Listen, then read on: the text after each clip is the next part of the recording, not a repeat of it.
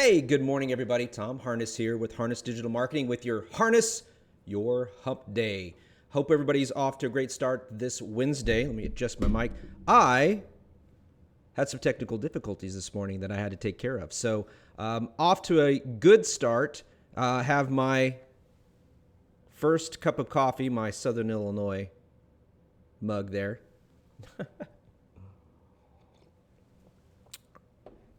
So as everybody gets kind of on here and joins in this morning, I don't know if you've noticed on my personal page, but I've started the Movember challenge, the Mustache November. You can kind of tell a little bit. Never grown just a mustache, so this is a new experience for me. But I'm hoping that it'll work out okay. Gonna do something a little bit different today. So bear with me. I am reading a book in my Mastermind group. My mentor friend, Russ Williams, does these Mastermind groups. It's where you get a group of people together. You create an environment that's safe and it's open, and you basically read a book and you discuss about how it affects your leadership or your business or your organization. We are reading Provoke, which is a great book for me because apparently I have a history of provoking, and I hope it's in a good way, which the book talks about.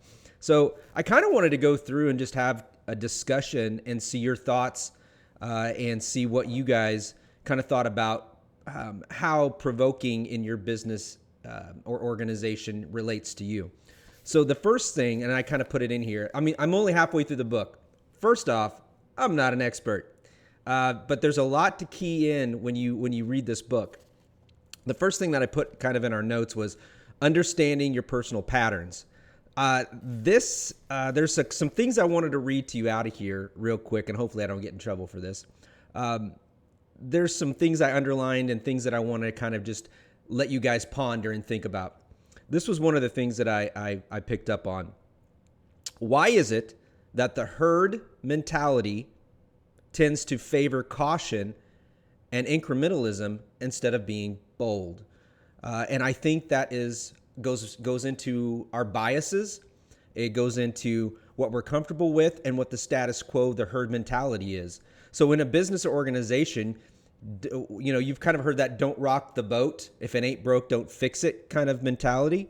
And I think what I've learned so far in this book, and there's a little bit other in here with peripheral vision, I think you have to be open to the idea and the concept that we need all types of people. We forget that. We feel like we need the rational, the cautious only, or we only need one person that's provoking when you need a system of people altogether that understands the concept of everybody, not this you versus us and us versus them kind of mentality. I think it needs to be, we need to make change and move forward.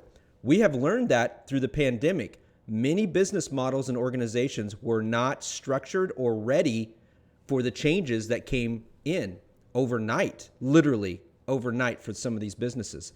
So that's when you kind of need that provoking, thought-provoking person. And then there's some other things interesting in this book, and it talks about our biases. And I don't want to give too much away, but availability bias, when we're only available. That is the tendency to rely on examples that are easy to access mentally. We're not really provoking. We're just kind of still going with the status quo, and we're not really expanding our vision. Egocentric biases. We think we know everything. The tendency to overweight data that is consistent with one's previous point of view. Basically, reinstating our own personal point of views in a business. So we are not really getting outside of what we already know. We know for a fact this is how it works. This typically happens when you are going into another organization and you believe you know how to make it better, right? And then affect heuristic bias. This is one that I had a hard time with. And this one is responsible for the systematic blindness of people toward new or distant trends. Is that small trends are unlikely to provoke any emotional response. So it's basically getting someone you're not really encouraging, you're not really trying to provoke them. Now, again, that's one that I had a little struggle with. Status quo bias, we know this one. This is the way it's always been done. Easy, done.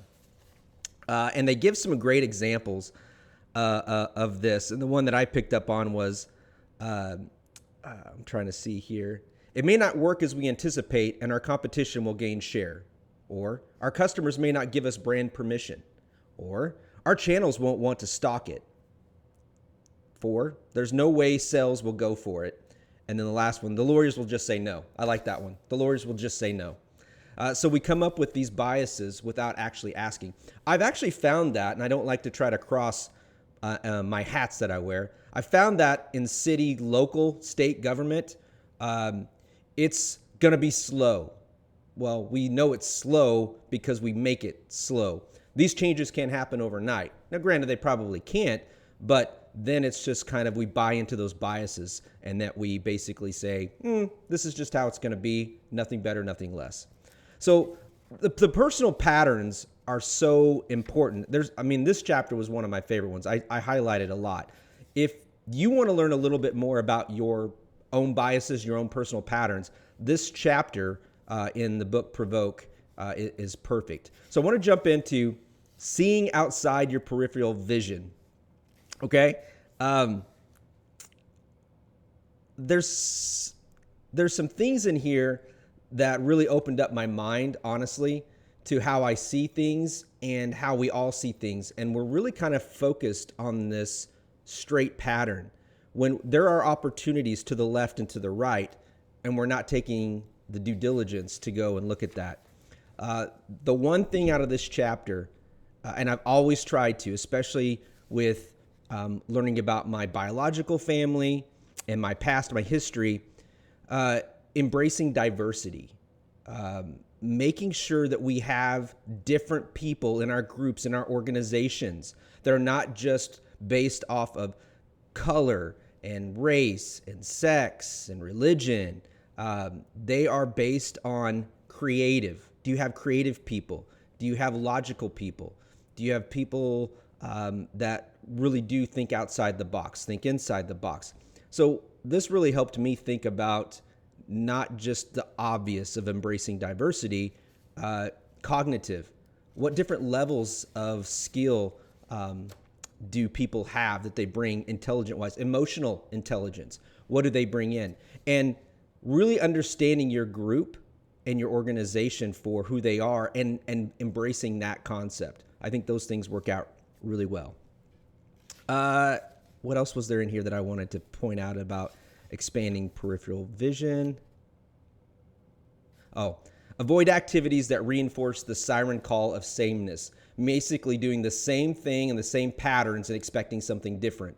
That is the definition of insane, right? So I liked this one because I think organizations, when they become institutionalized, this is embedded in it. So I don't know. I've always appreciated being different. I've always appreciated thinking outside the box. But even people like us, we get intimidated after a while and we jump right in and we just go to the herd mentality and do what everybody else is doing. Why? Because we don't want to be alone and we prefer not to be isolated all the time, right? And the last one I want to kind of bring up, and these are just 3 sections out of the book that I really like, that I've read so far. Provoke the Future. And the one thing that I highlighted in here is the one thing that I focus on a lot. Do something. Do something. Oh, good morning, Liz. Absolutely. Liz says, I'm going to see if I'm going to try to do this. I'm never good at there we go. Look, there's Liz. We're going to bring Liz in right there. Liz says, totally, you need to know what the strengths of your team and utilize those strengths. And it's okay if, and I don't want to say this in a bad way. It's okay if you have a weak person on your team and an overly strong. The goal is to bring those in and help guide them. We forget that being a leader, being in a business, running an organization is also training other people to be leaders as well. They shouldn't be stuck in that. We need to provoke them to think. We need to provoke them to want more. Give them the tools. If it's something they don't want, that's okay. Everybody should be growing. Why? If everybody is growing, your business is growing. If they're becoming better, your business is growing. We're all moving forward. And I think we forget that sometimes. I know I do as a leader. We need to bring people with us. It's one thing to shout the siren and the call. It's one thing to lead them to go there. So yeah, let's see what else. Oh, good morning. She said good morning back. So when we talk about provoking the future and doing something, the future we desire will likely not come to pass unless we have a hand in influencing it. It is up to us to provoke the future we want. If you want something and you truly want it, you have to put the time, effort, and work into it. Unfortunately, we are in a society that is instant gratification. We think that Mark Zuckerberg built Facebook overnight. We don't see the year and a half, the 2 years of Mountain Dew, Slim Jims, no sleep, coding, everything, good and bad, that he may or may not have done to build the foundation of Facebook into, well, now what it is today. We just see the end result. And we all know that the journey is the most important part, where we come from and where we go with that. And we can't forget that. The last thing in the provoking, I'm trying to find it here real quick. Oh, yeah, the key thing. This was the key thing out of provocation, right? 1, envision. 2, position. 3, drive. 4, adapt. 5, activate. I really liked those. I felt like the book or the chapter was just summed up in those 5 things. Envision, the foundational provocation that allows you to see the future that could emerge over time. You have to have a vision. 2, position. Situate your organization to take advantage of the emerging futures. If anybody did that during the pandemic, they are probably going to be almost recession-proof, pandemic-proof, and so forth. There were businesses that made money, other than pharmaceuticals, that did really well or sustained. 3, drive. Directly create an impact that is advantageous to you. You have to make it happen. Adapt. Shift your business model to best fit the inevitable outcomes, moving as quickly as possible to create advantage. We live in a world now that when an idea comes up, you really need to process it as quick as you can with your team and take action. Otherwise, you're going to be left behind, or someone else is going to dominate that market because they're willing to move forward and provoke the future. And then 5, activate. Trigger a network of or knock-on effect, often through an ecosystem that stands the highest chance of leading you to desired outcome. So it is a little bit of an intense book. I actually didn't like the first couple of chapters. It's called Provoke by Geoff, Tuff, Stephen Goldbach, illustrated by Tom Fishburne, not Lawrence. Maybe they're related. Who knows? So I'm just curious. My question I ponder to you is, do you provoke your business or organization? Do you try to continually make change or adapt and overcome in it, or do you just stick with the status quo? Do you feel that your business and your organization is left behind? Now, these are all great questions when we also, tying into social media and digital marketing, this industry, social media and digital marketing, is one of those business models, those marketing tools that provoke businesses. They don't believe it. They think it's a fad. They don't understand it. Those are things that are going to keep your business in the past. I'm not saying that having social media or doing digital marketing is absolutely going to provoke and make things happen, but it's going to put you in the right direction to position yourself into having opportunities that you didn't have before. So what are you willing to do to make your business successful? So yeah. Good morning, Josh. If revolution there is to be, better we undertake it than undergo it. We'll put that up there. I'm getting all fancy on my podcast or on my Facebook Lives now. Anything you want to add to that, Josh? That quote? If revolution there is to be, better we undertake it than undergo it. Think about that. Better we undertake it than undergo it. I like that. There's a little difference there. Are we taking it on, or are we going under it? So revolution. I don't know if I should even make any coincidences or tie it into current events, but I'll leave it at that. But a great quote from a great man that I respect and is very knowledgeable. And I think you actually would probably enjoy this book if you've not already read it, Josh. Let's see what he says. If there is change coming, I want to be in the driver's seat, not along for the ride. Summed it up even better than me. Correct. And there's inevitably change is going to come. Inevitable, right? So let's make it for good. Let's make it for positive, and let's hopefully make it something it makes a difference in the lives of the people around us, and including ourselves. So, all right, let's move on. Every Monday, you need to check out Crystal Davis's Marketing Makeup Monday. Why? Because she's amazing. She gives some great tips. This week's was really good. I told her I liked the background. She did it at her desk, and you can kind of see some of our office, and you can see a little bit of my messy desk. She just does these really quick 2, 3, 4 minute tutorials, lets you guys know, those of you, men and women, primarily women, on some makeup stuff that you can utilize for branding to make yourself look good. Because let's be honest, branding is also about how we present ourselves as well. So it's not necessarily a good thing or a bad thing, but it's something to be aware of. And then you have to decide what it is that you're going to do to brand and market yourself, to go get sales, to help your organization, to promote your business. So hopefully you can find a happy medium. Also, this is November. We are kicking off this month. November 11th is Veterans Day. You can see it right there. We have had a partnership with Stars and Stripes SI, the Facebook group, with Withers Broadcasting and Dana Communications for quite a while now. And if you haven't already, go over there to Stars and Stripes SI, join the group, promote businesses that are veteran-owned, organizations that are veteran-ran or benefit veterans, and then highlight your veteran. I love it when grandparents and parents highlight their sons and grandchildren going into the military. Steve Wiseman, he's a local recruiter, a great man, a great friend. He is always really good about posting in there, letting you guys all know all the amazing young men and women from Southern Illinois that are going into the military to serve and protect our country. So I love that a lot. So if you haven't, go over there and check them out. We also have some really cool commercials that we run on air with Withers Broadcasting and Dana Communications. So it's a great partnership. I've enjoyed it. All right, moving on. Events.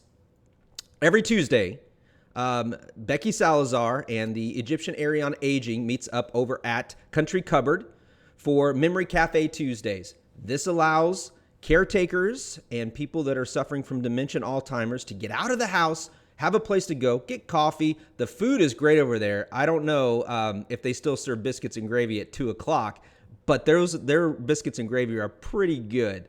And they're just great people over there. So check them out at Country Cupboard every Tuesday at 2 o'clock. The 12th annual Southern Illinois Chili Cook-Off is coming up Saturday, November 13th. If my math is correct, I think that's not this Saturday, next Saturday.